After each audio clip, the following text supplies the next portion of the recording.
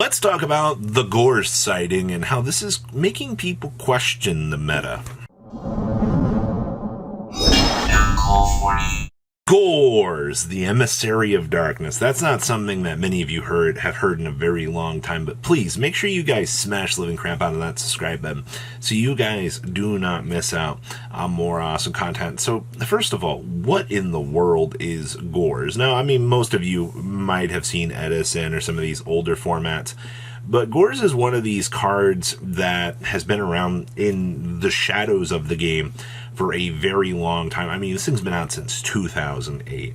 So, Gorz, when you would take damage from a card in your opponent's possession, you can special summon this card from your hand. Now, you must control no cards to activate and resolve this effect. That means you're going to have have an entirely blank field in order to get this thing on the field, which is a little bit easier / harder than it seems here. If summoned this way, you can activate one of these appropriate effects based on the type of damage that you received. Now, if we receive battle damage, we can special summon one Emissary of Darkness token, Fairy Light, level 7, attack ? Defense ? The attack and defense becomes equal to the amount of battle damage that you took. So typically, you would use this in older formats. Your opponent would attack you directly with, say, I don't know, something 25, 26, 2,700 attack points. You would drop a Gorz down.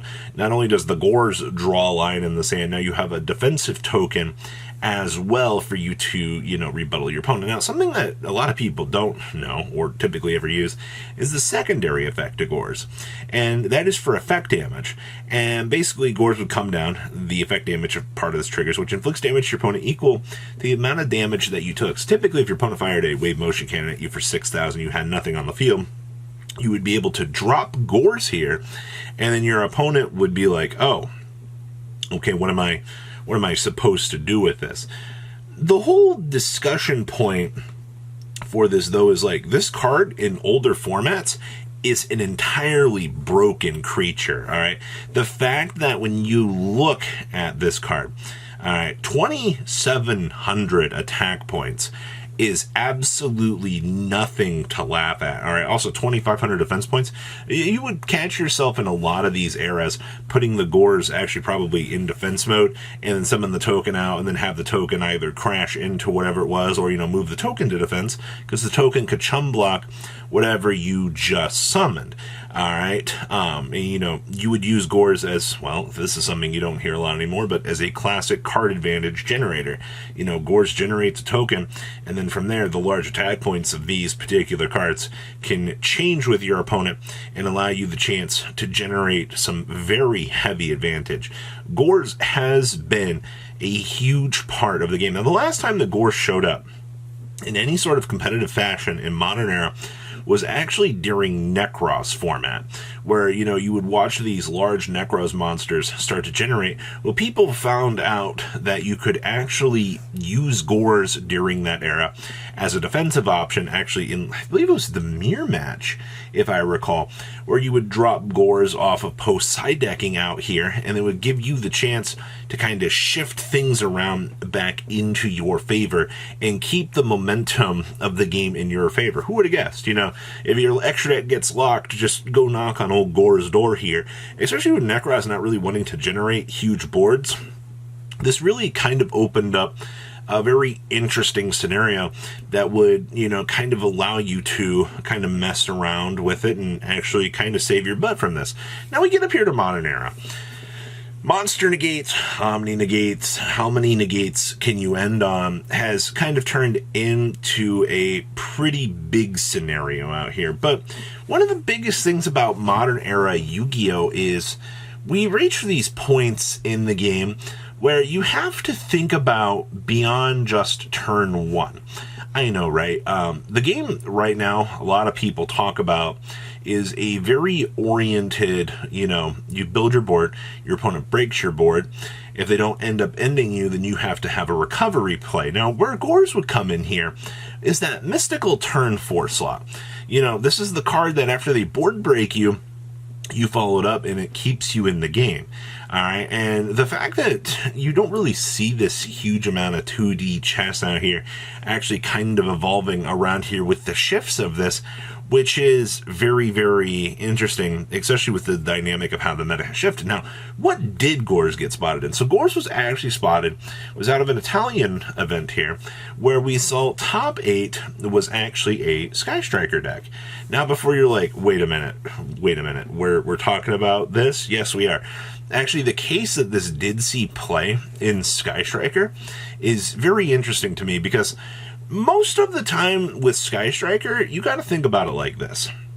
Gorz, I guess the first thing I should say here is, it is a 2 tribute monster, so technically if you do a double Widow Anchor, you would be able to, do a tribute summon of the Gorz, which is entirely possible, but I feel like the biggest purpose that they were trying to have for this is if you are a Sky Striker player, you will find yourself sitting out here with a field sometimes completely empty. Yes, I do know the multi-role does exist as a card, but you've got to think about it this way. Do you know how many times you've played this deck where it might just be like, set a Widow Anchor, end on Shizuku, and then your opponent's obviously going to try to use the monster negate or something, whatever they're going to put up here on the field to make sure that either the Ray doesn't come back or, the attempt to kind of, stop whatever else is going to happen with that line of play. That's something pretty important to kind of consider at the end of the day is, Shizuku / the Ray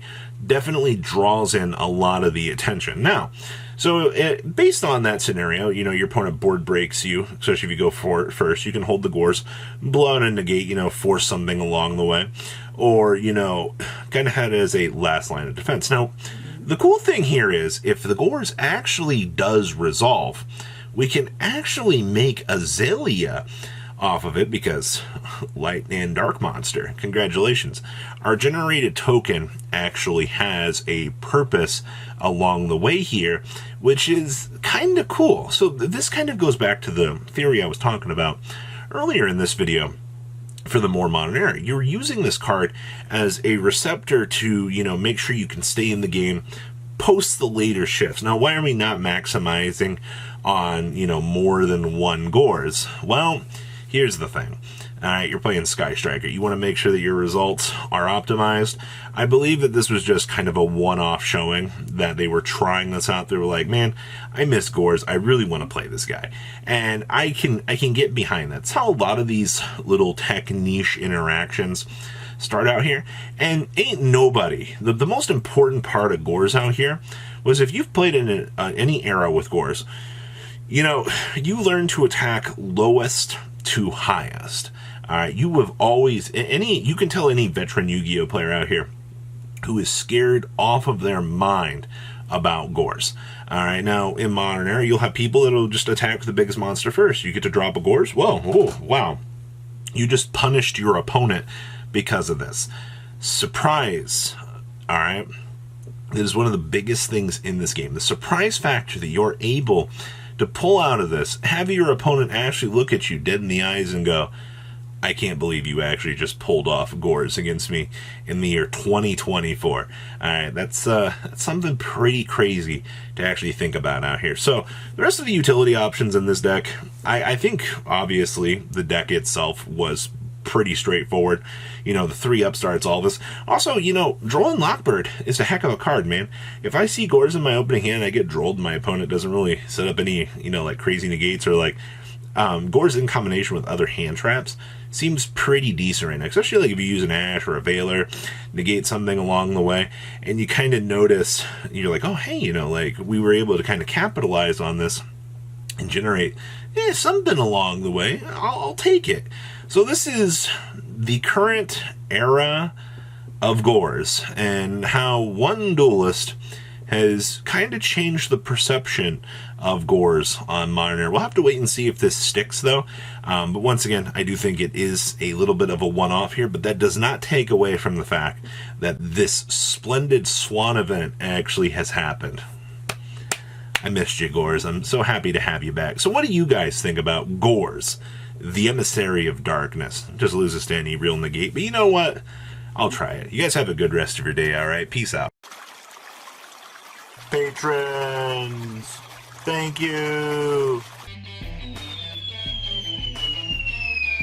Ah!